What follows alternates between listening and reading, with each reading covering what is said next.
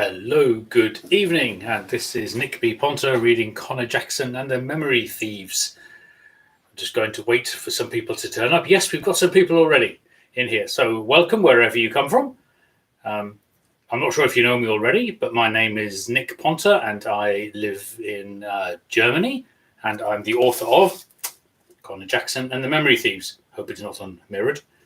I'm not sure who's there already, but if any of you have got a YouTube channel account, you can type something in the chat like I just did. Apart from that, sit back and enjoy.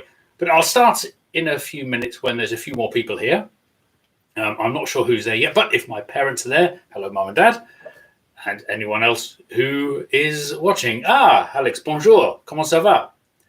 And there's somebody, it's me, hi, Esteban in Spain. So we have Lyon in France, and we've got Esteban in Spain. So I thought I'd recognize your name, as you said. So delighted some of you are here. As I said, I will wait a little bit just to get going. I did a reading 2 weeks ago, and for the ones of you who are here, you already know a little bit about the book. For the ones of you who don't know about the book, firstly, Connor Jackson and the Memory Thieves is a fantasy story about the secret world of moles. So, what do moles do below the ground? Well, they do a lot. A lot of people think they're blind. No, they're not. They dig annoying tunnels. Yes. And they leave their molehills in our garden. Yes, they do. But they do a lot more. There's a secret world below the ground, and we've all been there. The only thing is, we don't know we've been there. And my story is all about that, and the adventure of Connor Jackson, and it's Bernd. Hello, Bernd. Nice to see you here. Thank you very much for coming. So the story is all about Connor Jackson and his friends. Hi, Nick. Hello. Stories and Songs with Mortimer Madigan. Hello, Sylvia. Nice to see you. Sorry, Silke.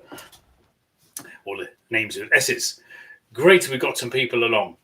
There are still people joining, so I'll talk for a little bit before I do a little reading. But yes, the story is about the secret world of moles and Connor Jackson and his friends and the adventures they have below the ground. But one book won't be enough to describe the world below the ground. So there are 4 books in the series. The second one has been completed and is now in the review phase.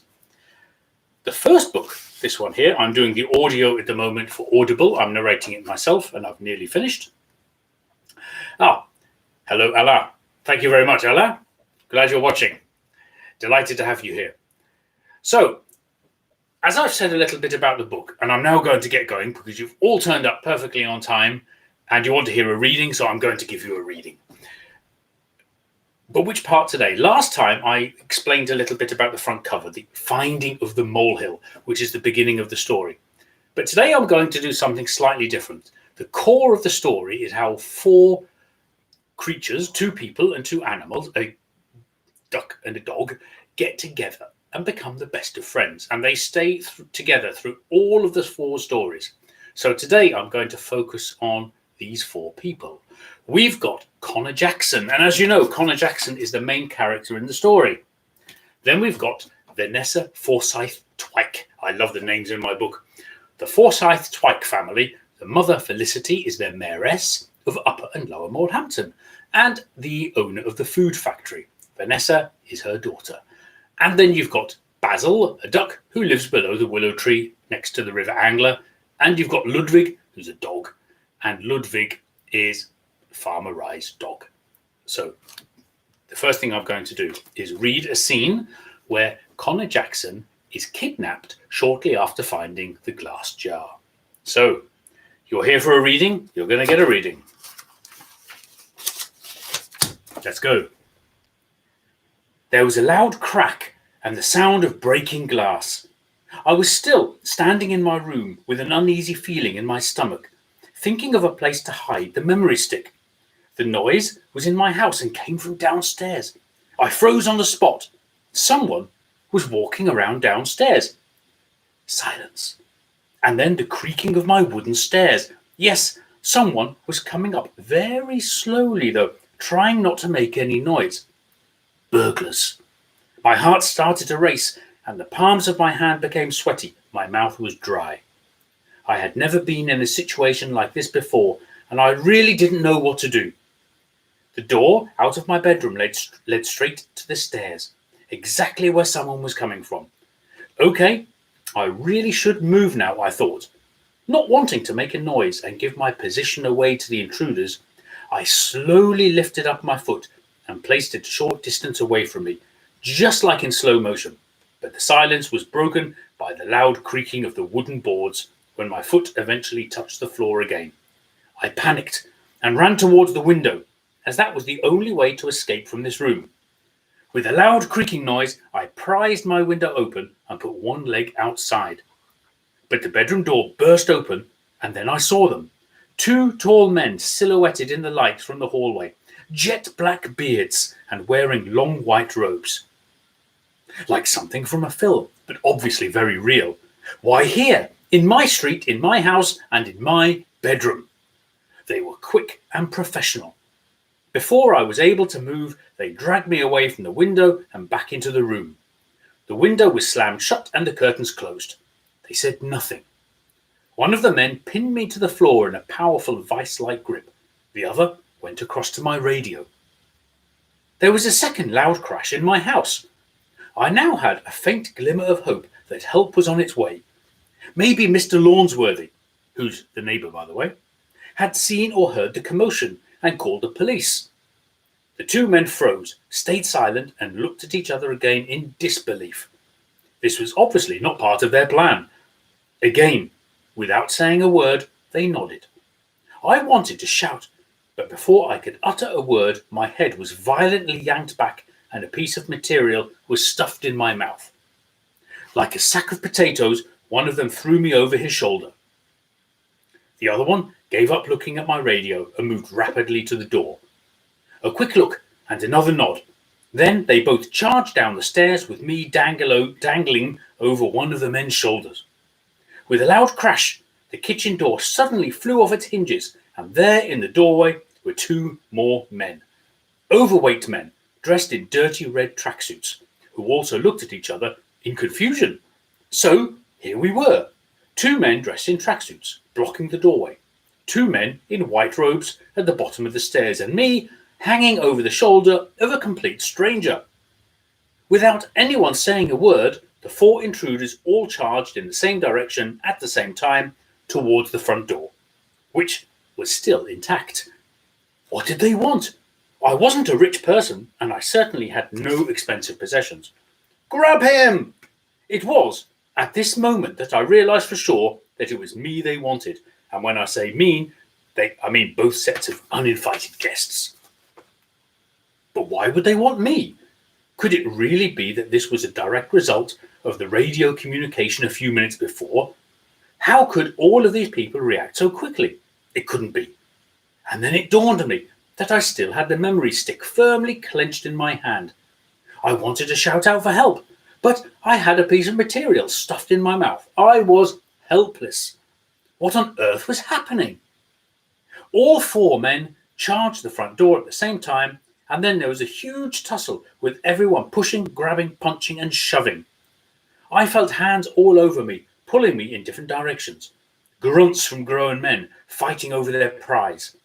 One of them managed to open the front door, and we all spilled out, ending up in a heap of 5 people lying on the porch. The vice-like grip on me relaxed, and I managed to roll off the heap of men, as I had fortunately ended up on top. Quickly looking up, I realized there was a glimmer of hope to escape, so I took my chance and ran across my front garden towards the house next door. The men looked up, looked at each other, and charged after me. I didn't think about it at the time because I was only thinking of saving myself. But looking back, it was probably quite a sight. Me running across the garden in tartan slippers, a dressing gown, and a piece of cloth in my mouth, chased by 4 men in robes and tracksuits. All 4 of them were now together in one group, struggling to catch up. I kept on glancing behind as they were making ground on me.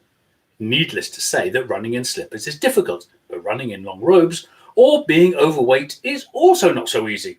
It must have looked a real comedy sketch. There was a real tussle going on now in the race across the gardens, first left and then right, over small fences, around bushes, and through Mr. Lawnsworthy's immaculate front garden, trampling on his flower beds along the way. One of the men in tracksuits put his foot out and tripped up one of the men in robes, who went flying into a small hedge, much to the glee of the man in the tracksuit. In his delight, he forgot to look in front of him, running straight into a fish pond and landing with a gigantic splash. 2 down. The 2 remaining men were running neck and neck, gaining on me quickly, pushing, pulling, and punching each other as they were trying to be the first to me. The one in the tracksuit then moved violently to his right, knocking the other robe guy completely off balance and directly into a bush. Only one remaining. I looked over my shoulder and saw him running as fast as he could possibly manage, still gaining on me. It didn't take long until I felt the trampling of his heavy feet behind me, heard his panting, smelled his bad breath, and thought it was all over when his sweaty hand grabbed my shoulder. Then, out of nowhere and perfectly on cue, some molehills sprouted up right in front of me. I was too desperate to think why and just weaved frantically between them. But the tracksuit guy didn't see them and tripped over, landing in a heap directly behind me. Yes, I was in the clear. I stood there for a few seconds, surveying the scene. 4 men lay strewn around the damaged front gardens, and my front door was wide open. I was now standing in front of Mr. Lawnsworthy's house and saw his bedroom light go on. At last, he had heard the affray and would hopefully call Sergeant Dawson. But before I had the chance to do anything, I heard the squealing of car tires and realized the action wasn't quite over yet. I still had the memory stick in my hand and really needed to do something with it. In a knee-jerk reaction, I stuck it into one of the molehills at my feet and stamped it flat. I was sure it was the stick they were after, so better not have it on me. I decided the best thing to do now was simply run, and headed for the exit of Trout Lane. Just at that moment, a van screeched into the road and slid to a halt right in front of me. The side door opened, and 2 men in white robes were in the back. I turned around, and before I knew it, the 2 robed intruders from my house pushed me towards the van, picked me up, and threw me in. The doors closed, and the van screeched off without a word being uttered. I had just been kidnapped. So, Connor Jackson, he found a little glass jar there, and a few weeks later, he was kidnapped. Spooky. All tied together. Of course it's tied together. But as I said at the beginning today, there's more than one character. There's also Vanessa Forsyth-Twike, Ludwig, and Basil. And they all come together. One of the main parts of my story, I would say, is character development, how people change, especially in a stress situation or in a funny situation. And at the end of the book, I think you should find out, they all end up quite well in a little team. And in the other books, they all work very well together. In book number 2, Ludwig the dog becomes the hero, along with Sergeant Dawson the policeman, but he's not part of the 4.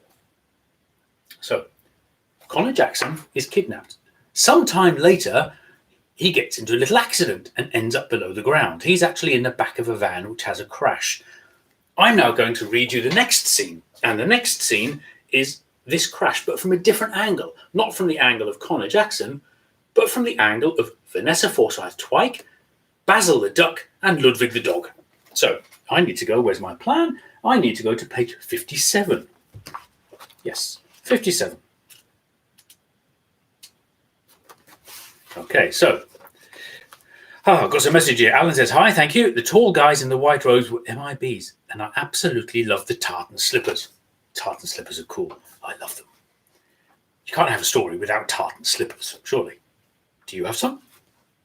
So, chapter 4. This is the start of chapter 4. A wet and windy day. It was a wet and windy day, with swirling dark clouds buffeting around in the turbulent, stuck sky. The strong gusts of wind were enough to dislodge the few remaining golden leaves on the late autumn trees, which fell into the river below.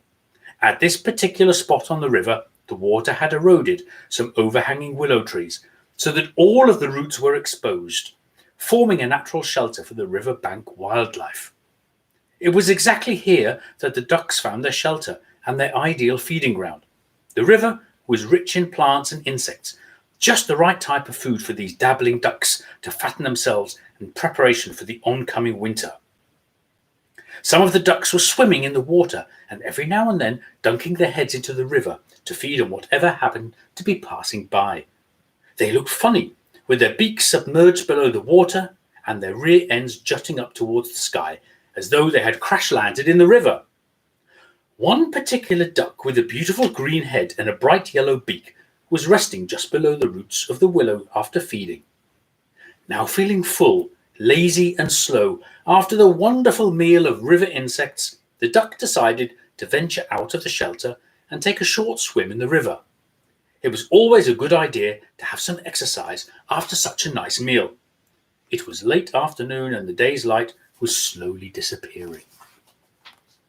The wet and windy cold weather didn't bother this dark, chocolate-coloured Labrador retriever.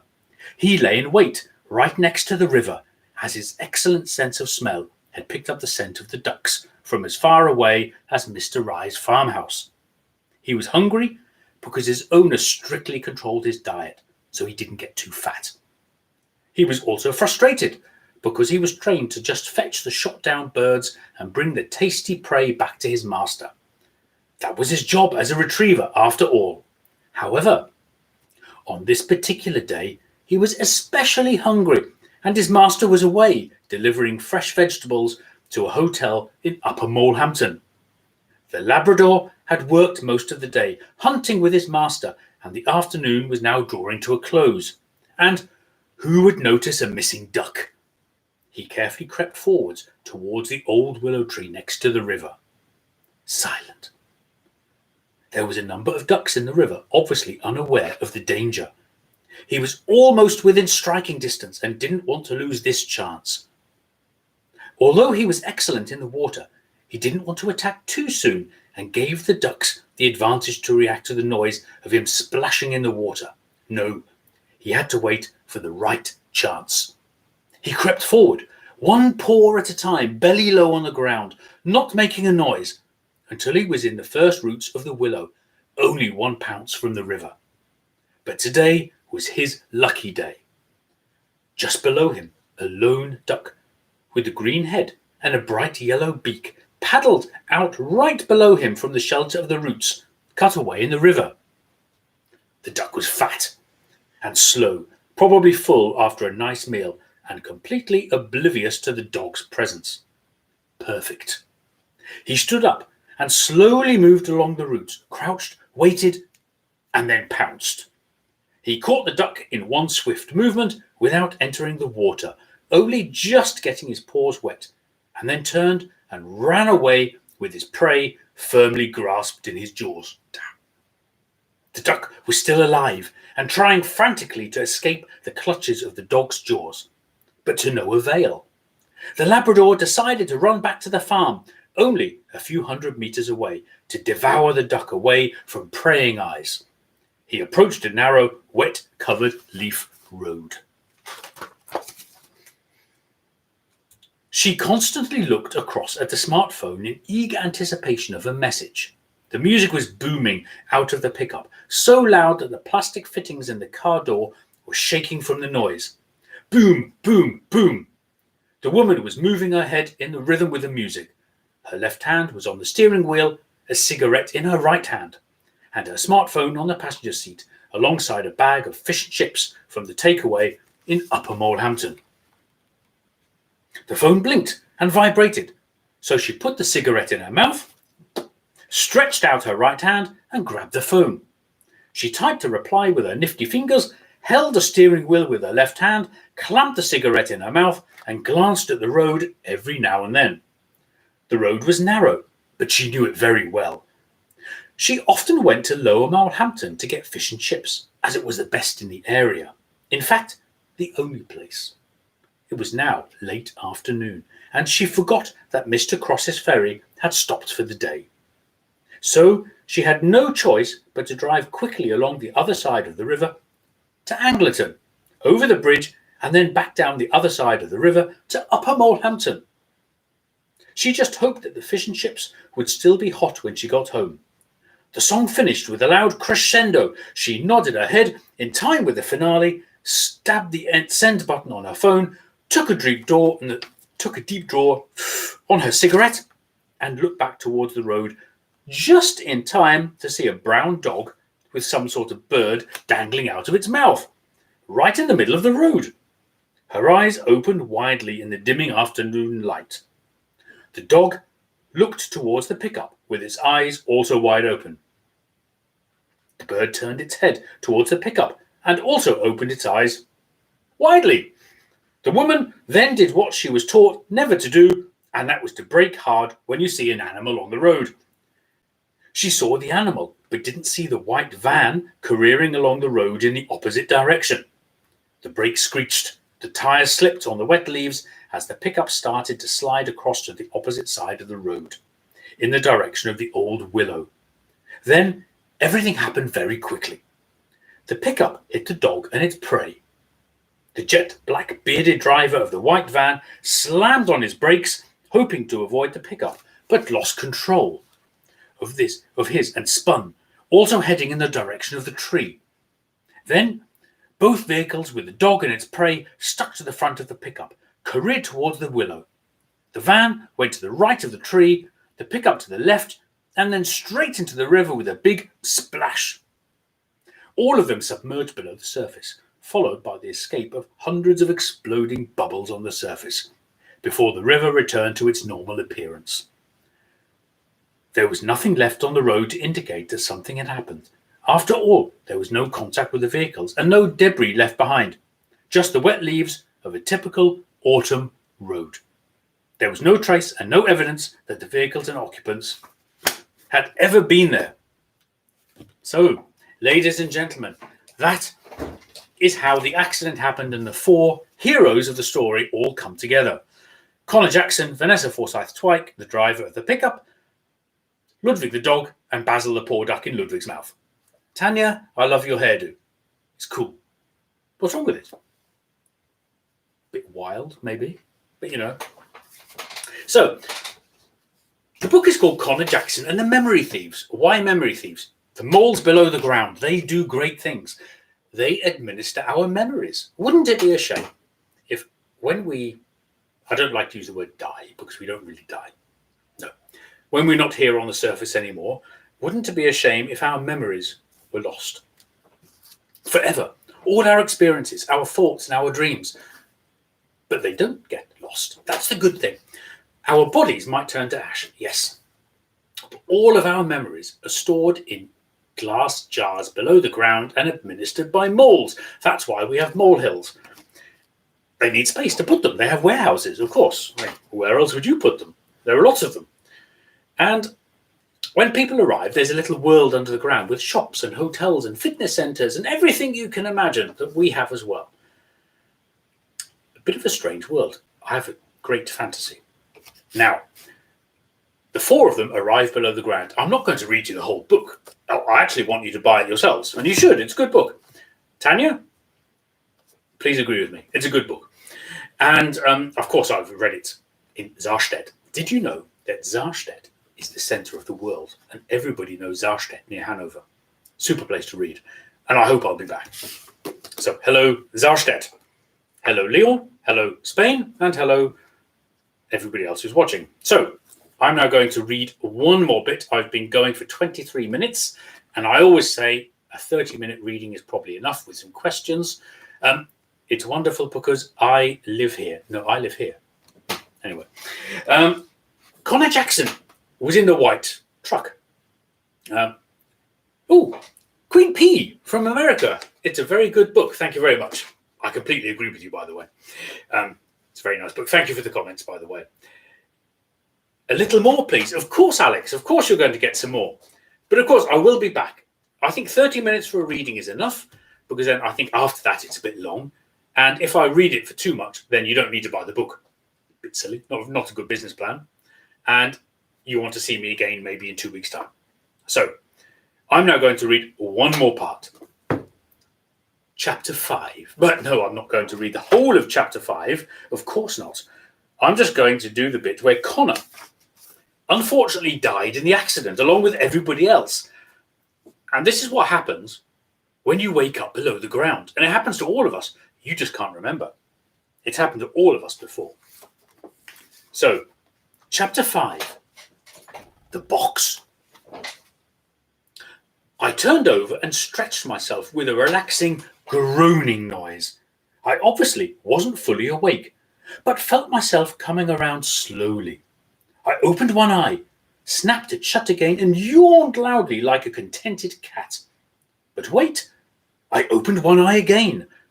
Even though I'd really like to sleep in a dark room, I never had it this dark.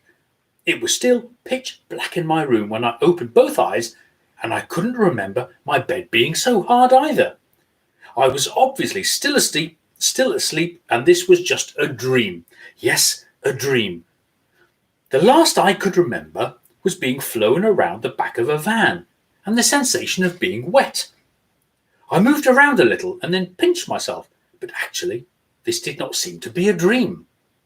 So, why was it so dark in my bedroom that I couldn't see my hand in front of my face? And why was I fully clothed? I slapped my face, took lightly to make sure I wasn't dreaming. Had I gone blind in the night? The best thing to do was to find the light switch, so I decided to get up. I gingerly put my legs over the edge of the bed and expected to place my feet on the floor, when I realized I was already on the floor. I was not in a bed. Maybe I had fallen out of bed in the night and then rolled underneath. That would explain the darkness. But when I put my hands up, anticipating to touch the underside of my bed, there was nothing. No bed, just air above me. I wanted to stand up, but my head smacked against something hard and I fell back down again. I tried again, but realized that it was not possible to fully stand up. Below me was a hard surface. Above me was a hard surface. Also to the left and to the right. I was locked up with no light. Panic now set in. What on earth was going on? But then I remembered the kidnapping. For my protection, they said. But this certainly didn't feel very much like protection if you ask me. Hang on. Maybe the others had caught me. And Connor, calm down. There must be a rational explanation for this. I turned over on my knees, put my hands on the floor in front of me and started crawling very slowly. 2 paces were all I managed to move until I found the wall. I then moved around the edge of the wall, expecting to find a light switch on the door. Nothing. All I managed to work out was that I was in a long wooden box with no entrance and no exit. It was completely bare. Oh my gosh, I was going to suffocate. Then I heard a noise, a kind of scuffing and scratching. Then nothing. I held my breath and listened intently for the noise. This time it was more audible when I heard someone scratching again on the outside of the wooden box. The noise got louder and louder, as though someone was trying to break in from the outside. Phew, at last, I was going to get out of wherever I was. Help, help, I'm in here, I shouted as loudly as I could. Won't be a moment, the reply came swiftly. I'll be with you in just a mo. Where am I asked. I'll explain in a jiffy. Why am I in a box? It feels like I am in a wooden box. You are in a wooden box, but don't worry. It'll be right. I'll be right with you. The voice on the other side did not belong to any of the kidnappers, and this conversation was so odd that I didn't react immediately to what he said. I woke up in a pitch black room, which wasn't a room in the end, but a wooden box. And now this guy who was trying to get in from the other side sounded like this was an everyday situation. Of course, it's quite normal to wake up in a pitch black box. That explains everything. Yes, quite normal indeed. I am in a box, I screeched in panic. A hatch or a door on the side was wrenched open, accompanied by a large creaking noise as some sparks of light raced through the darkness. I squinted, put my hand up to shield my eyes from the light shining through the hole in the box. Come on now, out you come, I heard the voice say in a hurry. Where the hell am I? What's going on here? I didn't care because under no circumstances did I want to stay any longer in that box. So I squeezed out of the jagged hole into what appeared to be a freshly dug earth tunnel. My head nearly reached the top of the tunnel when I stood up to my full height. I peered down the tunnel and saw that it was dimly lit, with small light bulbs suspended from a cable. Everything smelt of damp earth, just like the smell in the garden when digging a hole in the soil. Well, that worked well, the voice now said from behind me. I slowly turned around and found myself facing a brown, furry mole. He was armed with digging tools and a head torch, wore brown overalls, and looked at me with a big grin on his dirty face. "Welcome to the arrivals," he proudly exclaimed. "My name is Sid." My mouth opened and I barely managed to stammer. And my name is Connor Jackson. The mole was exactly my size, and it was talking. I collapsed on the ground in a heap and darkness enveloped me again. This was just too much. I don't know how long I was out for, but I was woken up by someone gently pushing me. Connor, you really must wake up so we can get moving. It's not good to hang around here for too long. I have deadlines to meet, you know. Who are you? Am I drunk or this is a dream? I was just staring at the mole. Where am I? No, Connor, this is not a dream. My name is Sid, just in case you have forgotten. You are in transition, by the way, but don't worry, I'm your guide for today. Everything is okay. Sid held out his clawed hand to help me up. Up to this moment, I had still been hoping for everything to be just a bad dream, and that the lights would be put on fully and I would come around to my senses. But there were no lights. There was no bedroom. I felt the warmth of his hand and realized I wasn't dreaming at all. This was obviously real. Arrivals to what? Heathrow Airport? Humans usually don't travel in boxes, and now you want to be my guide for today? Guiding me where exactly? And what do you mean transition? I was now really desperate and shouting at Sid, "You are a mole! Why can you talk?" Please calm down, Connor. You are correct on all counts, apart from being at Heathrow Airport, wherever that is. And of course, we can speak.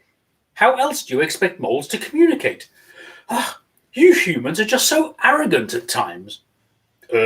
Sorry, Sid. I didn't mean to offend you. You must understand that this is an extremely frightening situation for me. Where was I? Ah, yes, I remember. I was in the back of a van, which seemed to have had an accident. And then, no, I can't remember what happened next. I woke up in this box, and now I'm standing in a tunnel, talking to a mole who just happens to be the same size as me. This is certainly not an everyday experience, I carried on. And for your information, Heathrow Airport is near London. London? Never heard of it. Is it a suburb of Lower Molehampton? No, not really, I said, wondering what this was all about. But don't worry, Connor. Most people react like you, chuckled Sid. Don't worry. I slowly moved around to survey where I was. The tunnel was just a little bigger than I was, and apparently freshly dug, with nothing to support it and a lot of loose earth on the floor.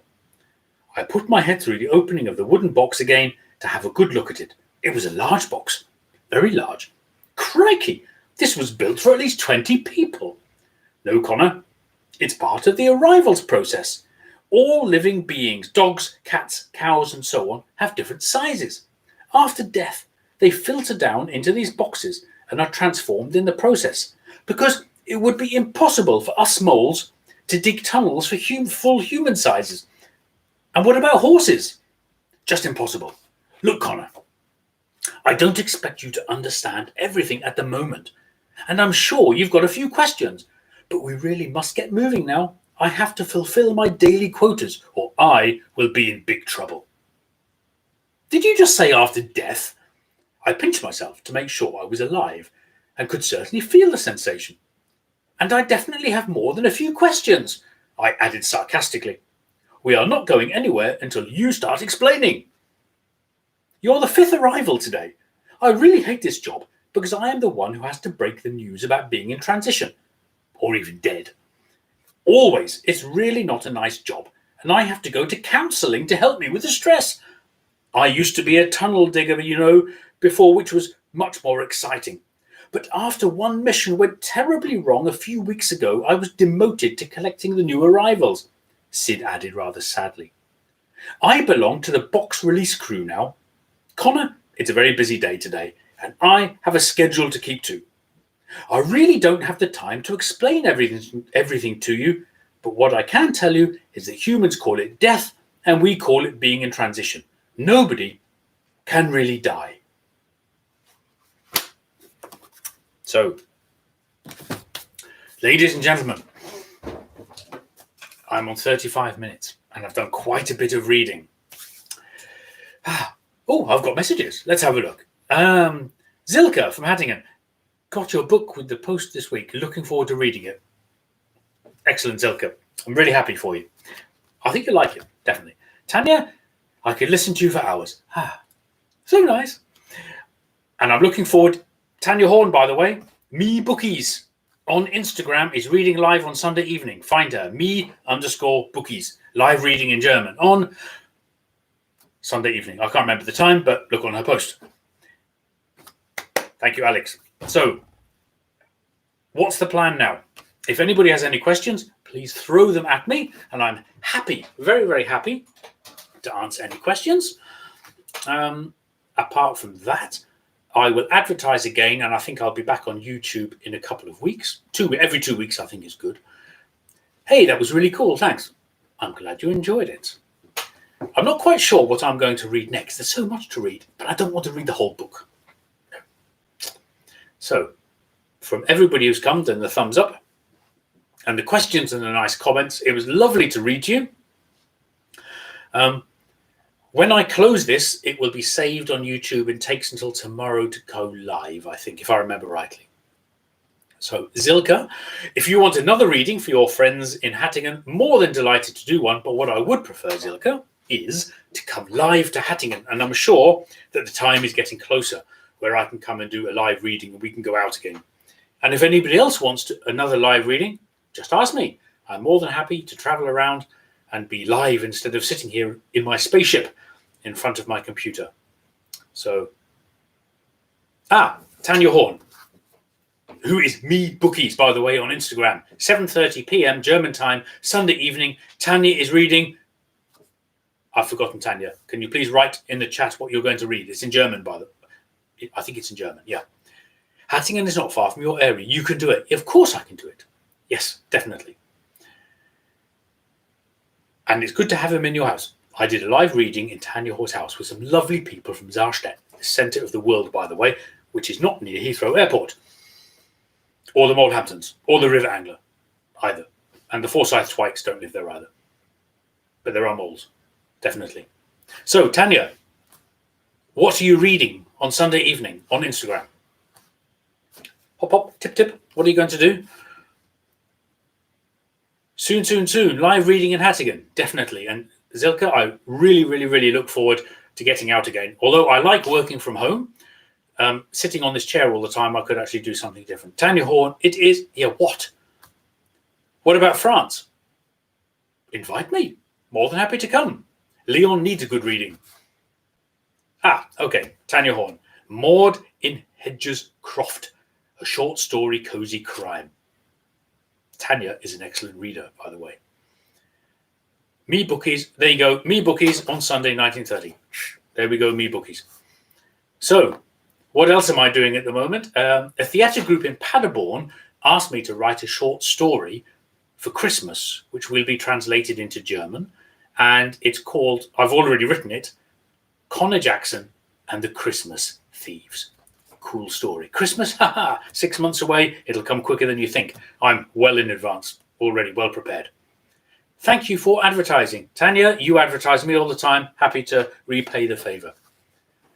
So everybody, 40 minutes, time to go. Thank you all very much for watching. Mum and Dad, take care. Look after yourselves. Stay safe, everyone. And I'm going to end the stream now. So if there are no further questions, short stories in German would be wonderful. It's coming, Esteban. It is coming. Take care, everybody, and good night. Ciao, ciao. Stay safe. I will stay safe. Thank you very much. New York, which is actually a copy of the York in England. Oh, got all these comments. I have to read these comments first before I log off. Did I like Beatrix Potter? Yes, I did actually. I must admit that Roald Dahl was my favourite, but Beatrix Potter, very good. Thank you. You're welcome. Thank you very much, Grandmaster B. Bernd. It's always a pleasure to listen to you. Have a nice evening. Alex, have a nice evening to France. Bye-bye, everyone. Take care.